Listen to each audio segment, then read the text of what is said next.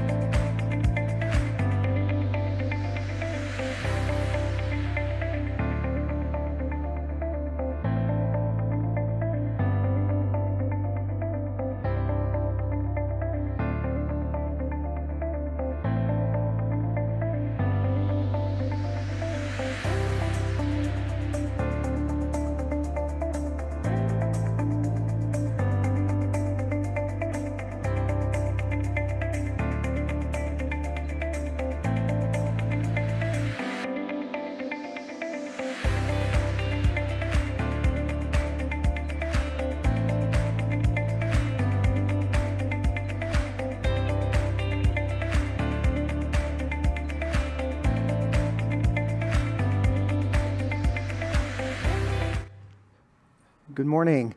My name is Sanjeev Bhalla, and I'm from the Mallinckrodt Institute of Radiology, and it's a true pleasure to be here with you at this year's JPR, presenting on this paper that we had published in RadioGraphics in the year 2021 on the CT for evaluation of hemoptysis.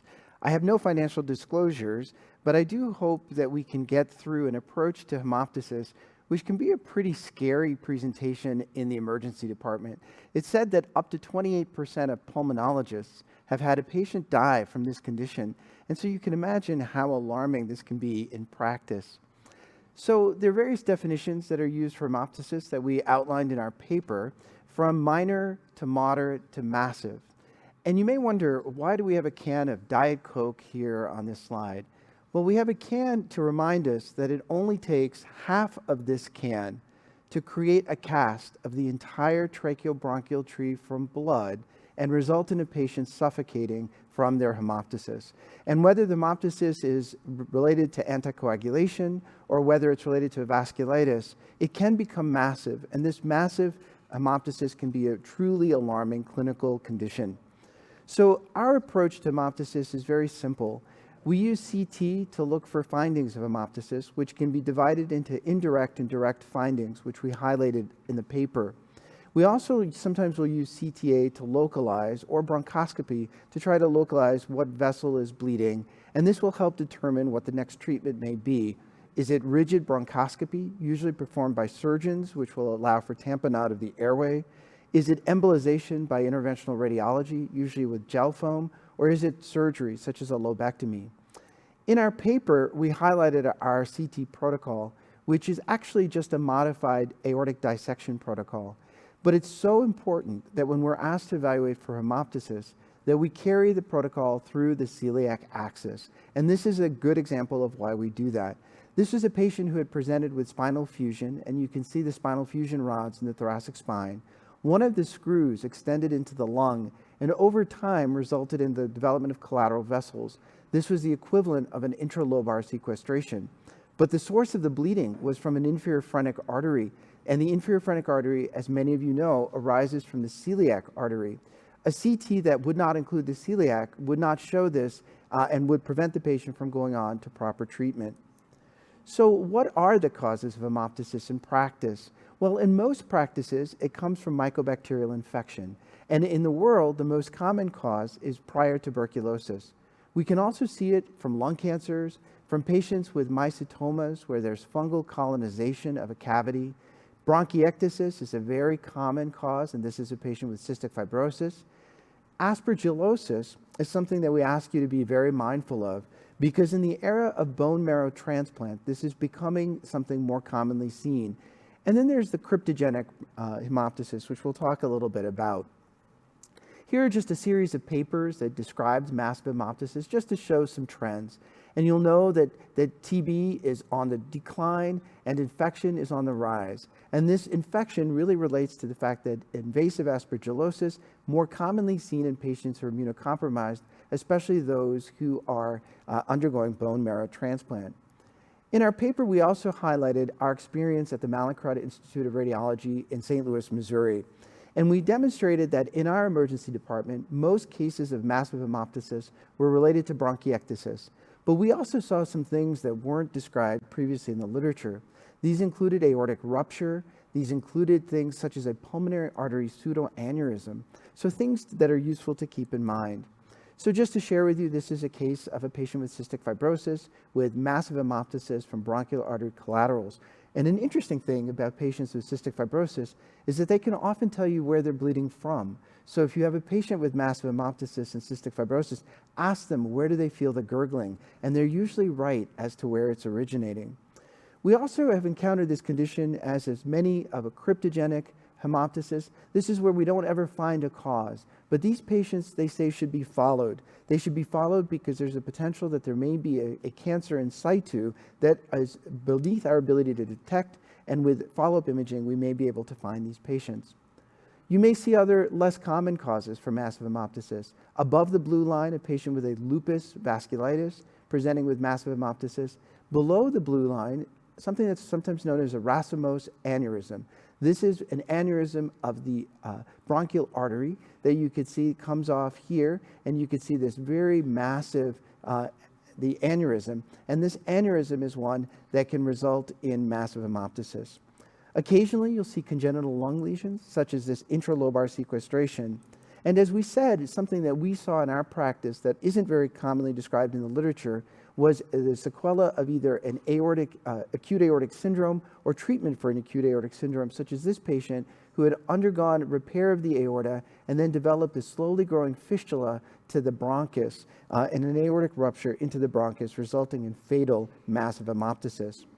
Here are a few other conditions that we also highlighted in the paper. I'd just like to highlight this example of congenital heart disease, where you can see this patient with a very complex congenital heart disease, including situs inversus and transposition of the great vessels. Patients with Eisenmenger syndrome will often get hypertrophy of bronchial artery collaterals, and these can result in changes of massive hemoptysis. So we're looking for a etiology for hemoptysis, and then we're also looking for the vascular source. This vascular source will guide us onto what the next source of treatment may be. And a majority of cases of massive hemoptysis encountered in an emergency department are from hypertrophied bronchial artery collaterals. And these bronchial arteries, as you know, arise from the level of T5 to T8, and they supply the bronchial arteries and lungs, and these will hypertrophy in certain conditions. If the bronchial artery arises above T5 or below T8, it's known as being anomalous. Systemic feeding vessels include those that come from the lateral thoracic artery or the internal mammary arteries. And we don't want to forget about the pulmonary artery and the aorta, which has been underreported in the literature. An example of bronchial arteries, they're usually seen at the level of the carina. They're usually brought out better on CT with coronal maximum intensity projections. We usually are aiming for 5 to 8 millimeter thick coronal MIPS to help depict these bronchial arteries. A reminder that the bronchial arteries are important to keep in mind because they can represent a significant fraction of the cardiac output. And as chronic inflammation increases in the lung, these can dilate. Remember, the bronchial arteries tend to anastomose with the pulmonary arteries first and foremost. So any condition that results in blockage of the proximal pulmonary artery can result in hypertrophy of the bronchial arteries, as we had in this patient who had fibrosing mediastinitis and had this hypertrophy of the bronchial artery system. Just a schematic to show that the common origins, and here's a figure from our paper, just to highlight that the most common description is a single bronchial artery that arises with an intercostal artery on the right.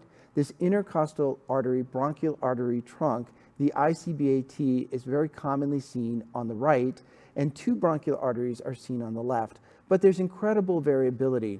And when we ever are depicting, whether by angiogram or CT angiogram, if we ever see a vessel coming off the aorta that takes this hook turn, be very careful, because this is actually the anterior spinal artery and not a bronchial artery. So we look for these sources. We look for whether we're dealing with systemic feeders, as in this case where you can see a very large vessel arising from the subclavian. This is a branch of the superior intercostal artery. We're always looking for the aorta and the pulmonary artery to see what's going on. So then the CT, we try to look for indirect and direct findings that will help guide the next step in management.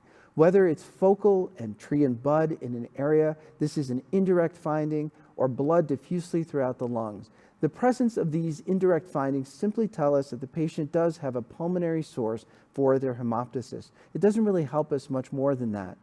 We also look for some findings that may help explain a potential source of hemoptysis. This includes a stain. These include these bronchial arteries that are increased in size and number, greater than 2 millimeters. And we've included in that paper these direct and indirect signs for your guidance.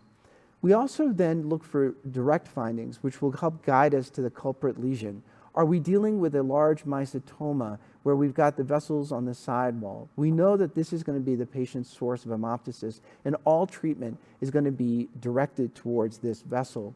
Here, an example of a patient who is immunocompromised. The CT clearly demonstrated that there was a culprit lesion. This was a pseudoaneurysm that developed in the setting of a pneumonia. The patient went on to get embolotherapy, and you can see the pseudoaneurysm on a digital subtraction angiography.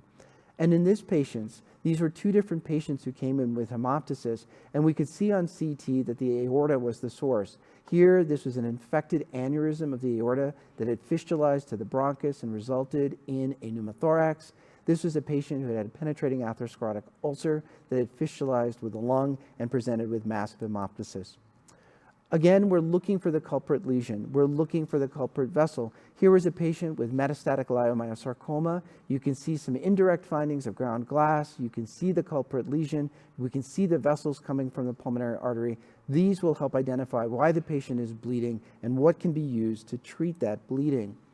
Here was another patient that we saw with massive hemoptysis, and we did the CT, which showed that they had received radiotherapy for a lung cancer. This was a left hilar cancer, and you can see that there's some indirect findings of hemoptysis with tree and bud and ground glass in the dependent portions of the lungs.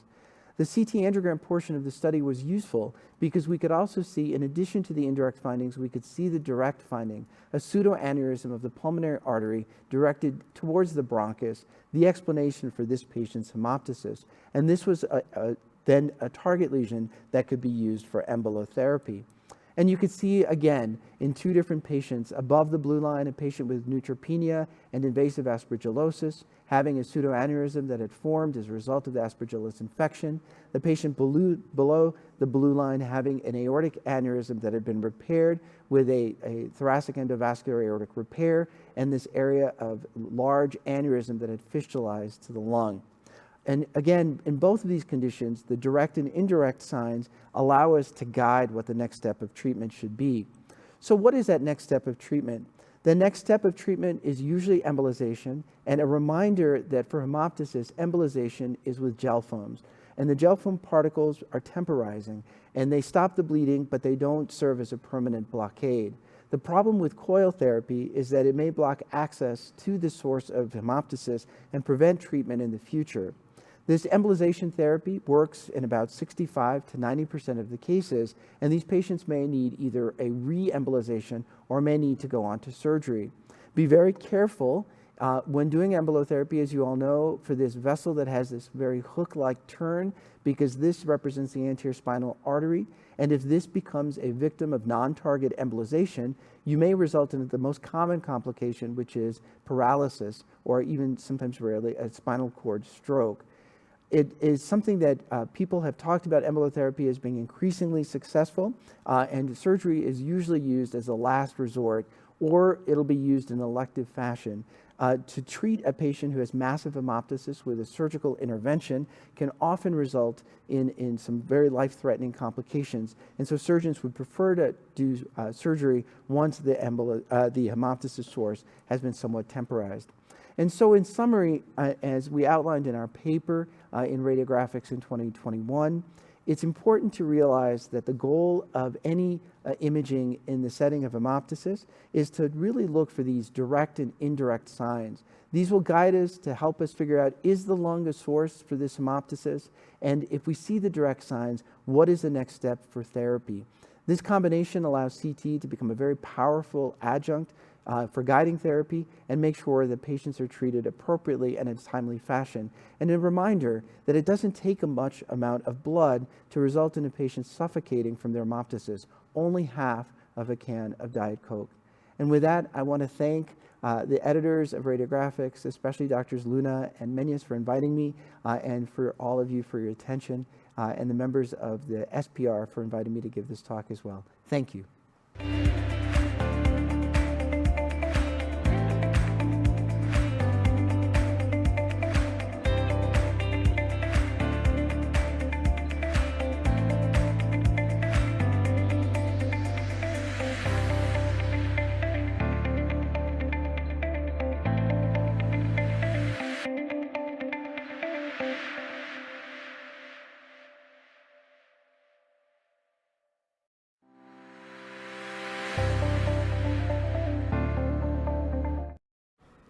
Thanks, Sanjeev, for an outstanding presentation. Now I want to introduce Dr. Margarita Revzin. She is Associate Professor of Radiology at the Body Section and ER of Yale Medical School, and she's going to review the role of mechanical thrombectomy and intravascular ultrasound in the management of deep vein thrombosis. Thank you very much for this warm introduction, Dr. Luna. And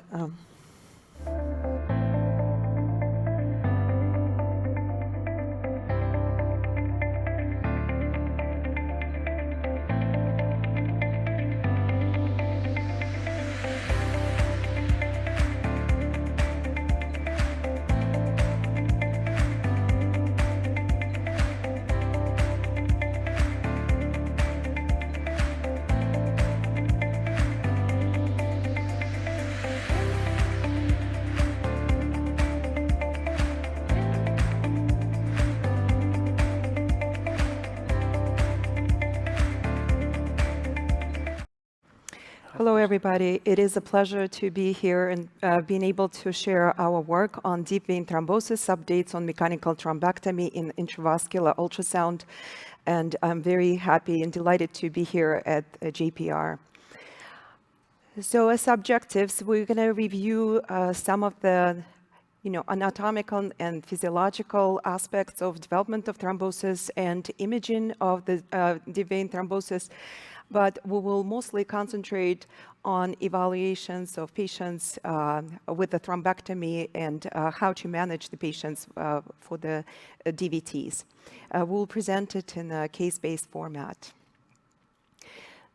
So there is 1/4 of all cases of DVTs are iliofemoral DVTs, and they're associated with a high risk of adverse outcomes relative to the femoral popliteal or below the knee DVTs, including the increased risk of recurrent venous thromboembolism and post-thrombotic syndrome. And there are poor outcomes observed in patients with iliofemoral DVTs treated with standard anticoagulation therapy, and they have led to exploration of alternative therapeutic options. The main complication of deep vein thrombosis are pulmonary embolism and post-thrombotic syndrome. In fact, there are about 60,000 to 100,000 Americans die of DVTs and PEs. And therefore, we usually use our first-line therapy as an anticoagulation to decrease the clot burden and prevent the PEs. But that's not enough. And post-traumatic syndromes is thought to develop from increased wall thickness, leading to decreased compliance and venous valve dysfunction. And as you can see from this image,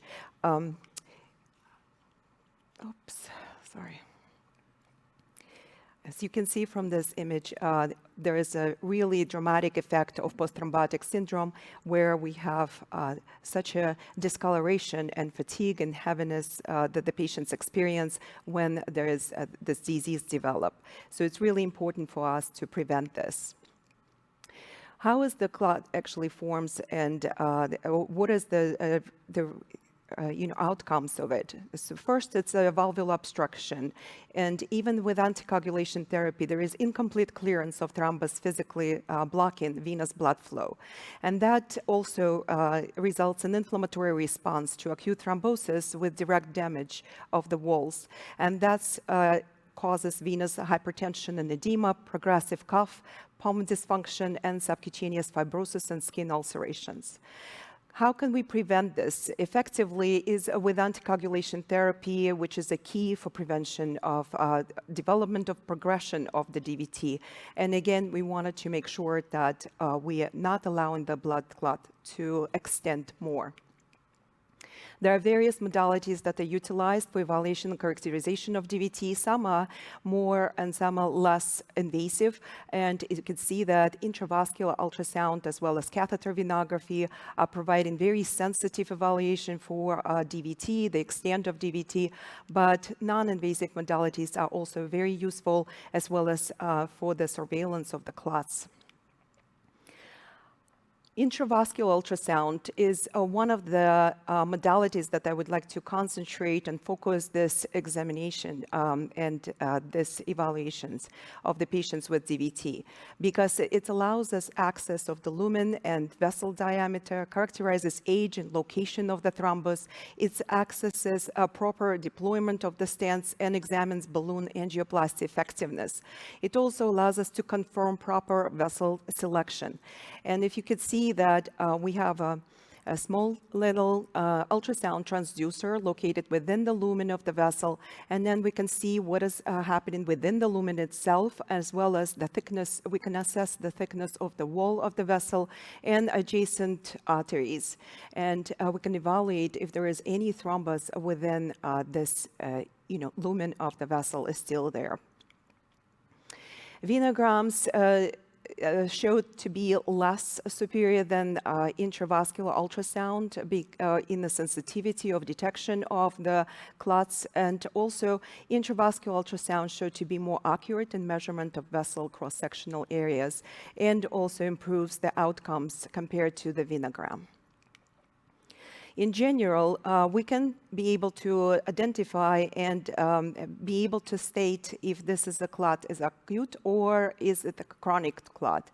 And on intravascular ultrasound, we'll see that the acute thrombosis usually will demonstrate increased diameter as well as a soft and deformable intraluminal material and a smooth surface. And hypoechoic thrombus is more characterized in acute situation, and the chronic thrombus is more hyperechoic. Tumor in vein is something that is defined as a tumor tissue from the adjacent tumor extending into the vessel lumen and causing luminal thrombosis. And it's very important for us to be able to diagnose this accurately, because the staging of the tumor is going to be different if there is extension into the vein. And there are multiple various neoplasms that are associated with tumor extension into the vasculature. We can use our Doppler ultrasound as well as microflow imaging, as in this case, where we see that there is arterialized flow within the tumor thrombus. There is various medical managements that are utilized with initial treatment, including heparin infusion, and that's usually transitioned to oral anticoagulation for 3 months. But invasive treatment options include catheter-directed thrombolysis, pharmacomechanical catheter-directed thrombolysis, and percutaneous mechanical thrombectomy. There are several advantages of percutaneous mechanical thrombectomy. This includes single session, increased surface area for endogenous thrombus clearance, no ICU stay, and allowance of removal of acute, subacute, and chronic thrombus. Mechanical thrombectomy is usually defined as aspiration of thrombus without infusion of lytic agent, which necessitates ICU stay and it's really helpful for the patients to decrease the time they spend in the hospitals. There are various catheters right now on the market available. There are multiple phases of the coring element are used to remove the clot. A flow retriever's disc can be used as a protection prior to catheter deployment to prevent the risk of distal embolization. Many scoring systems are utilized to evaluate sequelae of venous disease, and a large systemic review suggested that Villata score combined with a venous disease-specific quality of life questionnaire should be considered the reference standard for the diagnosis and classification of post-traumatic syndrome. And we also use the edema grading scale for a pre and post evaluation before the procedure and after. Most recently, it showed that CAP clinical classification helps to guide interventions, especially if it's 3 to 6 score is identified. It indicates for invasive intervention. The scoring systems are very important tools in identification and follow-up of post-thrombotic syndromes, and there is agreement between the different scoring systems detecting mild to moderate disease. For medical management versus invasive intervention, you should remember that most of the times, immediate intervention with retrieval of the clot can be in emergent conditions such as phlegmasia, ceruleus, dolens. And also progressive IVC thrombosis despite anticoagulation requires emergent interventions. Failures of anticoagulation is also one of the indications for invasive treatments as well as prevention of post-traumatic syndrome. Diagnosis and management of DVTs can be followed when we have a specific techniques utilizing for the retrieval of the thrombi. But before this can be done, we need to first ask if what should be the patient's positioning. It should be supine versus prone. There are some benefits of one and another. We should be evaluating what kind of gauging system should we use for access, and also what kind of wires and catheters should be utilized, depending on the size, location of the thrombi. And then patients with the filters should have a specific attention to the retrieval of the clots around this IVC filters and not to cause any potential complication with thrombus extension. This is a venogram that demonstrates a clot within the IVC, and you could see that it's right distal to the IVC filter. The vein is very extended. And then extensive thrombosis was confirmed on venography, and then the clot retrieval was initialized, and then the acute thrombus was removed, but there was still chronic thrombus present. Venoplasty was applied, and then it was shown to be now nice and patent post-procedural venous lumen. Acute thrombosis can also be treated with venoplasties as well as removal of the clots, and we can always pay attention to the anatomy and look for duplicated anatomy and also collateral vessels if they're present or not. If there is a popliteal vein that cannot be accessed, then the small saphenous vein can be accessed instead. And then tram tracking on a venogram is usually a sign of acute thrombus, and it's usually caused by contrast agent traveling up the sides of the venous thrombus. Intravenous ultrasound imaging is very useful for determining the extent of the thrombus, as well as evaluating luminal expansion as well as narrowing. And you can really see this thrombus in a real-time imaging when the scene clips are obtained through the vessel and examine the extent, size, and distension of the veins with a thrombus. And the thrombus can be removed and analyzed later for if it's a blunt thrombus or tumor thrombus, and then you also can see if there is any residuals present or not on an intravascular ultrasound. Patients with May-Turner anatomy can also be evaluated really nicely with intravascular ultrasound, and if they developed a thrombi or recurrent thrombi, as in this case, this can be retrieved very accurately and quickly on the mechanical retrieval. There's some images that demonstrate that even after some retrieval of the clot, there are persistent narrowing, marked narrowing of the lumen, and patients really need additional stenting in this location. And the intravascular imaging shows this narrowing very nicely, and it confirms that May-Turner anatomy as well. And then the patients can be treated much more, effectively. So this is the patients with a persistent compression of the vessel, and then you could see it nicely on this venogram, and then angioplasty is performed, and then after that there is a stent is placed, and it's much better outcome is seen. And the same thing we see on intravascular imaging, that first it demonstrates narrowing and then demonstrates opening of the lumen. So it's really nicely used intravascular imaging and removal of the thrombus. This is a patient with phlegmasia ceruleal dolens, another emergent situation where there is a very acute development of thrombus throughout the entire limb, and this requires very quick intervention.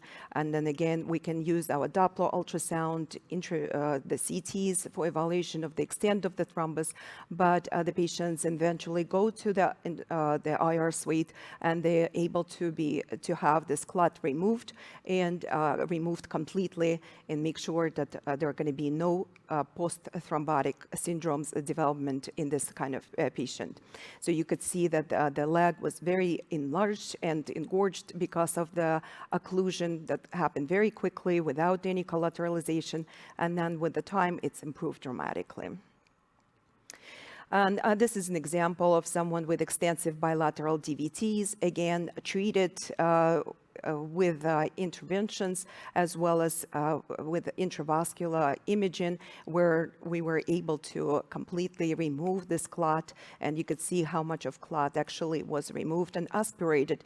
It's a very nice cine clip that demonstrates this process of clot is present and then aspirated.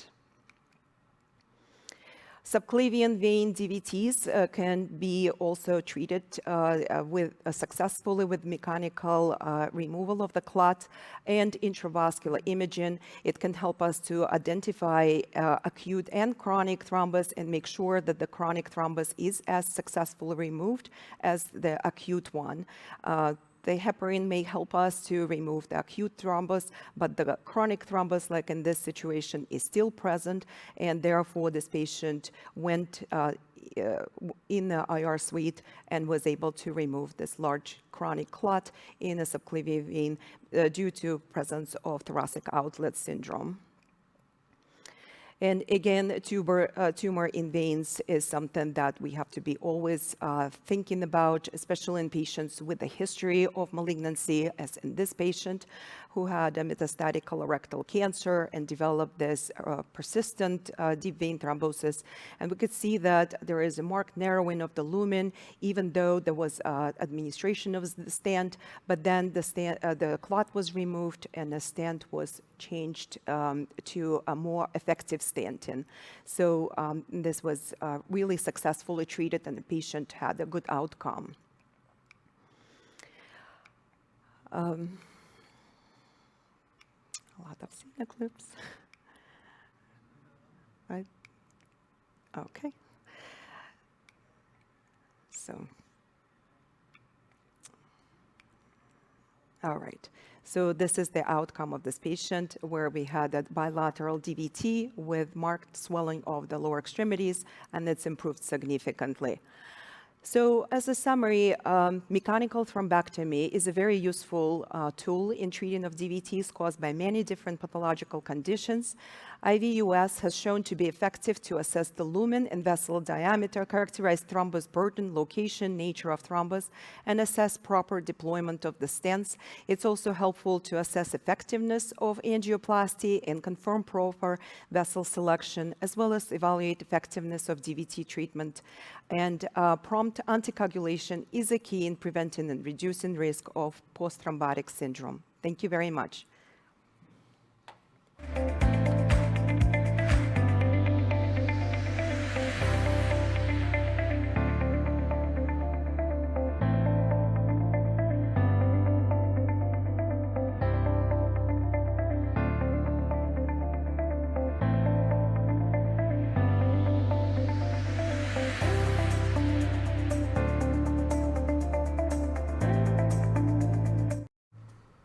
Thank you, Dr. Revzin. What a fantastic summary of a very complicated subject, and thank you for teaching us all of that. Thanks to Dr. Bhalla, too, for making a CT of hemoptise very easy and something to keep in mind in our practice. So I have a question for Dr. Bhalla, just to start this discussion.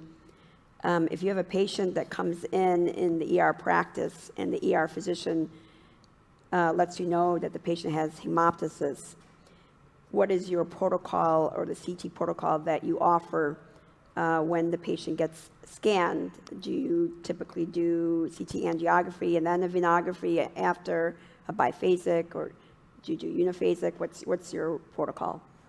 We will usually we'll try to do it as a modified aortic dissection protocol, and we'll do it as a with and a without of the chest. But we don't do a venous phase unless there's something unusual that has come about. But we found that with the dissection protocol, you can get enough information to make a plan going forward. So dissection protocol at your institution is a pre and then arterial phase. Correct. Follow that. Correct. Okay.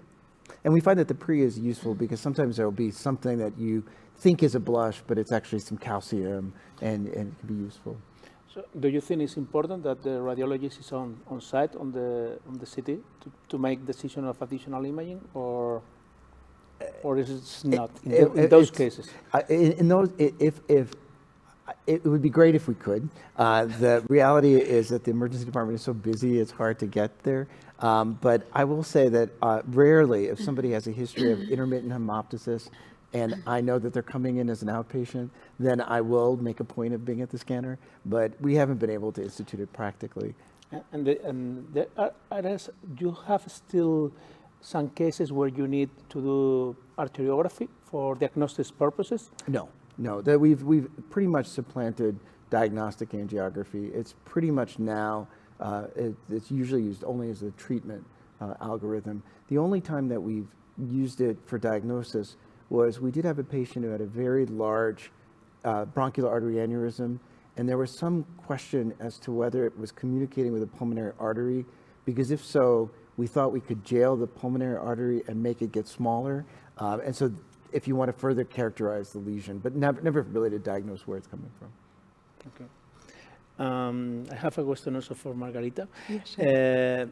What do you think are the main advantages of using intravascular ultrasound, and in what cases do you recommend its use? Thank you for this question. So intravascular ultrasound is not been in use for many years. We just started to use it in the last maybe half a decade. And it's been shown to be really effective in evaluation of the thrombus extension, because a lot of the times we may see only a part of the thrombus, or we may see just if it's acute thrombus versus chronic, it's hard to say on other imaging.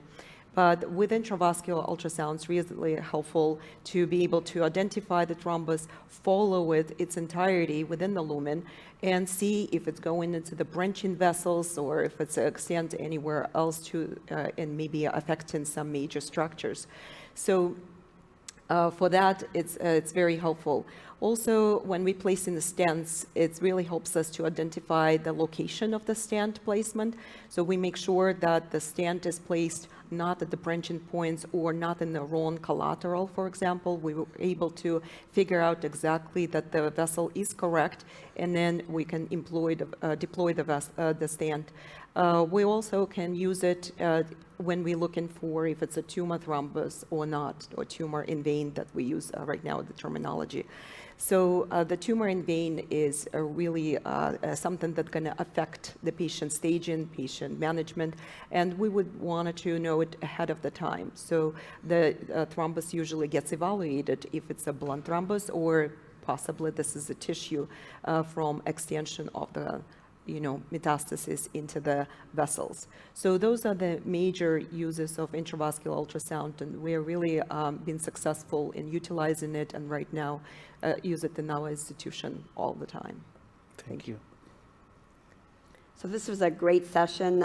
I just want to thank again the JPR and RSNA for the opportunity to showcase radiographics manuscripts that have been published. We're very proud of our authors. We're proud of our manuscripts, and just wanted to give a super thank you for JPR for allowing us this opportunity.